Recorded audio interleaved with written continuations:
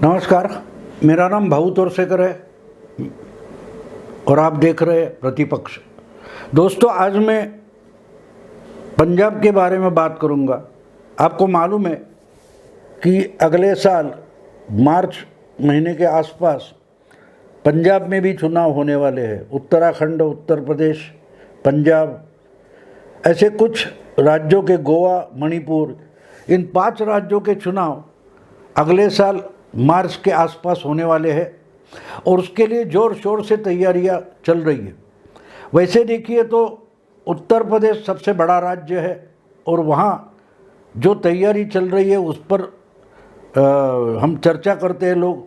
लेकिन पंजाब में भी चर्चा चालू है। तुलना से पंजाब छोटा राज्य है, मध्यम राज्य है, लेकिन पंजाब में जिनके लिए चुनाव आसान बोला जाता था, वो कांग्रेस पार्टी के लिए ये चुनाव आसान नहीं रहा, क्योंकि पार्टी में अंतर्गत बहुत सारा घमासान चालू है। यानी जो आज वहाँ के चीफ मिनिस्टर है, मुख्यमंत्री है, उनको नहीं चाहिए वही तो पार्टी का प्रेसिडेंट बनाया गया नवजोत सिंह सिद्धू को, उससे वो गुस्सा है। और इतना सब होने के बावजूद उनमें एकजुट नहीं दिखाई दे रही है। दूसरी तरफ हम देखें, पिछले चुनाव में अकाली दल हारा था। 10 साल अकाली दल का चीफ मिनिस्टर था, सरकार थी, वो हार गए। और 2017 में विधानसभा चुनाव हारने के बाद 2019 में लोकसभा चुनाव हुआ, उसमें भी अकाली दल की बुरी हालत हो गई है। अभी भी अकाली दल की हालत सुधरी है ऐसा हम नहीं बोल सकते। फिर भी अकाली दल ने एक जुआ खेला है, वो एनडीए से बाहर निकले।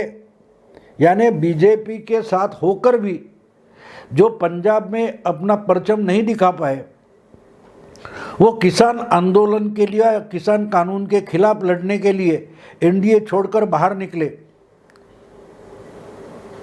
इस पार्श्वभूमि में पंजाब का चुनाव होने जा रहा है। अब दूसरी बात यह कि पिछली बार अकाली दल का सिर्फ पराजय नहीं हुआ, वो तीसरे नंबर पर फेंके गए। यानी पंजाब में कांग्रेस ने बड़ा भारी बहुमत कांग्रेस को मिल गया, लेकिन दूसरे नंबर की पार्टी आम आदमी पार्टी बनी थी। आज भी पंजाब विधानसभा में अगर अपोजिशन लीडर कौन है तो आम आदमी पार्टी का है। और एक बार ऐसा भी बोला जाता था कि शायद 2017 में ही पंजाब का चुनाव आम आदमी पार्टी जीत सकती है। लेकिन एक बात है कि केजरीवाल वहाँ पहुँचे और उन्होंने जो गड़बड़ी की, इसका खामियाजा उनकी ही पार्टी को भुगतना पड़ा। अब उस वक्त पार्टी का पंजाब धड़ा संभालने वाले आशीष खेतान, आशुतोष वगैरह, जो क्या बोलते हैं उनको, टेम्पररी आम आदमी पार्टी के नेता थे, वो तो फिर पार्टी छोड़कर फिर पत्रकार बन गए और बात है। लेकिन किसान कानून का नाम लेकर अकाली दल ने जो एनडीए छोड़ा है, अब उनकी तकलीफ बढ़ रही, क्योंकि किसान आंदोलन या किसान कानून से उनकी लोकप्रियता बढ़ी नहीं। क्योंकि यही तो मामला सबसे पहले अमरिंदर सिंह ने उठाया था, जो कांग्रेस के मुख्यमंत्री है। आम आदमी पार्टी ने भी किसान कानून की खिलाफत की और अकाली तो उसके लिए सेंट्रल की मिनिस्ट्री छोड़कर परमजीत कौर बाहर निकली थी। तो ये तीनों पार्टियां एक तरफ है और बीजेपी, जिस पार्टी के 2-4 एमएलए भी पंजाब में नहीं है, उनको ये चुनाव अकेला लड़ना पड़ेगा। लेकिन एक बात हमें समझनी चाहिए कि पंजाब में बीजेपी की ताकत बिल्कुल नगण्य, गिनती नहीं करे इतनी है, फिर भी ये चौथी पार्टी है। अब देखिए, अकालियों ने बीएसपी के साथ गठजोड़ किया है, लेकिन अकाली दल छोड़कर बहुत सारे नेता अब बीजेपी में आने लगे, क्योंकि उनको मालूम है कि अकाली इस समय भी लड़ने की ताकत रखती नहीं है। पर्टिकुलरली किसान आंदोलन का जो खामियाजा है, वो जितना कांग्रेस आम आदमी पार्टी को भुगतना पड़ेगा, उतना ही अकालियों को भुगतना पड़ेगा। इसलिए पिछले एक सप्ताह से 10 दिन से बहुत सारे लोग कांग्रेस और अकाली दल छोड़कर बीजेपी में आने लगे हैं। मैंने 2 दिन पहले एक न्यूज़ देखी थी जिसमें अकाली दल के एक बड़े नेता रामू वालिया थे, जो मेरा ख्याल है वाजपेयी सरकार में मिनिस्टर भी थे सेंट्रल में। उनकी बहू या बेटी बीजेपी ज्वाइन कर गई। इसका मतलब ये है कि अकाली पार्टी में लीडरशिप के खिलाफ बहुत बड़ी बगावत हो रही है।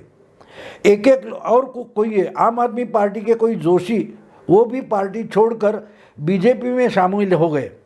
इसका मतलब ये होता है दोस्तों कि जैसे जैसे पंजाब का चुनाव करीब आते जाएगा, तब एक एक पार्टी से, जो बड़ी 3 पार्टी है, आम आदमी पार्टी, कांग्रेस और अकाली, इनसे बहुत सारे नाराज लोग निकलेंगे और बीजेपी में शामिल हो गए। कोई पार्टी किसी एरिया में अगर अपने पैर जमाती है तो पहले उसके पास कोई नहीं, कुछ नहीं होता, लीडर नहीं होते। लेकिन और पार्टियों से नाराज नेता है और जो कुछ करना चाहते हैं, अपनी कर्तव्यगारी दिखाना चाहते हैं, उनके लिए अपॉर्चुनिटी नहीं होती, तो वो दूसरा रास्ता चुनते हैं। और तीनों पार्टियां जो है, कांग्रेस, आप और अकाली, इनमें से बहुत सारे जो नाराज नेता है वो आहिस्ते आहिस्ते एक एक करके बीजेपी में चले आएंगे, क्योंकि उनको हमने पार्टी खड़ी की है ये बोलने का अवसर मिलने वाला है। बीजेपी कितनी सीटें लाएगी ये आज हम नहीं बोल सकते, लेकिन जिनको लड़ना है, कुछ करना है, अपना कर्तव्य दिखाना है, उनके लिए एक नई पार्टी चैलेंज होती है। 2014 के लोकसभा चुनाव में आम आदमी पार्टी के सिर्फ 4 एमपी चुनकर आए और वो सिर्फ पंजाब से आए। तो आज हम देखते हैं कि अरे आम आदमी पार्टी, अकाली और कांग्रेस दोनों के लिए चैलेंज है। ये विधानसभा में 2017 की विधानसभा में ये माना गया कि आम आदमी पार्टी एक बड़ा चैलेंज करके उभरी है। लेकिन उस पार्टी में भी अचानक नेता कहाँ से आ गए? तो कांग्रेस से हो, अकालियों से हो, नाराज जो लोग थे वो एक एक करके आम आदमी पार्टी में चले गए। और जब उसको सक्सेस मिल गया तो और सारे लोग उसके साथ जुड़ गए। और फिर 2017 का विधानसभा चुनाव आ गया, तब तक आम आदमी पार्टी अकाली और कांग्रेस दोनों के लिए चैलेंज बनी थी। तो जीरो से निकलकर जब पार्टी खड़ी होती है तो दूसरी पार्टियों से ही कुछ नाराज नेता, कुछ करना चाहते ऐसे जवान लोग, कार्यकर्ता उस नए पार्टी में ज्वाइन करते। तो एक तरीके से हम देखें तो पंजाब में बीजेपी बिल्कुल नई पार्टी है। जैसे 2013-14 में आम आदमी पार्टी ये पंजाब के जवानों के लिए या नाराज़ों के लिए एक नई अपॉर्चुनिटी थी, वैसी ही बीजेपी, मेरा ख्याल है कि आज पंजाब में या पंजाब की राजनीति में एक नई अपॉर्चुनिटी बनकर उभर रही है।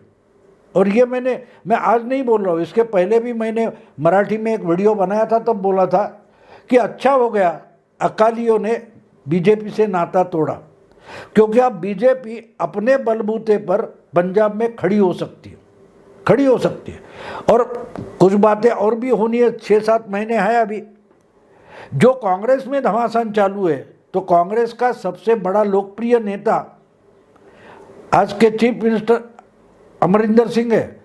वो अगर ये घमासान रुका नहीं तो अलग होकर पंजाब के लिए कोई रीजनल पार्टी भी बना सकते, या तो वो खुद डायरेक्ट बीजेपी में आ सकते। अगर वैसा हो गया तो बीजेपी ये पंजाब में सबसे बड़ा चैलेंज बनकर उभर सकती है। लेकिन वो दूर की कौड़ी है, बोलते हैं ना, बहुत दूर की बात है। आज की बात हम देखें तो जिस ढंग से अकाली पार्टी के कुछ नेता, कार्यकर्ता और आम आदमी के कुछ नेता बीजेपी में आ रहे हैं, ये बीजेपी के लिए अच्छी सौगात है, ऐसा मैं मानता हूँ कि एक एक करके आएंगे।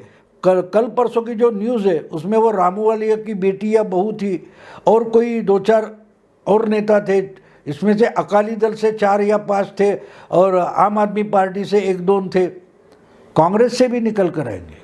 कांग्रेस से भी जैसे जैसे सिद्धू और अमरिंदर सिंह इनका झगड़ा बढ़ते जाएगा तो शायद कांग्रेस से भी कुछ बड़े नेता निकलकर बीजेपी में जा सकते। ये कोई अभी नई बात नहीं रही है। हमने देखा यूपी में जितिन प्रसाद जो 1 महीने पहले तक बंगाल में प्रभारी करके कांग्रेस का काम करते थे, बंगाल का चुनाव हैंडल कर रहे थे, वही निकलकर बीजेपी में आ गए। तो पंजाब में अगर ऐसा कुछ हो गया, कांग्रेस से कोई बड़े नेता निकलकर बीजेपी में आ गए जो कि सिद्धू के ग्रुप में नहीं है और अमरिंदर के गुट में भी नहीं है, वैसे भी नेता बहुत सारे हो गए, वो भी निकलकर अपॉर्चुनिटी ढूंढने के लिए बीजेपी में आ जाते हैं। तो बीजेपी पंजाब में एक बड़ा चैलेंज बनकर, आह्वान बनकर उभर सकती है। और ये शायद ये 2 दिन पहले जो 5-6 नेता आम आदमी पार्टी और अकाली से निकलकर बीजेपी में आ गए, शामिल हो गए, ये शायद उसकी शुरुआत हो सकती है। देखते आगे क्या होता है। दोस्तों, अगर ये वीडियो पसंद आए तो लाइक कीजिए, शेयर कीजिए, प्रतिपक्ष को सब्सक्राइब कीजिए। नमस्कार।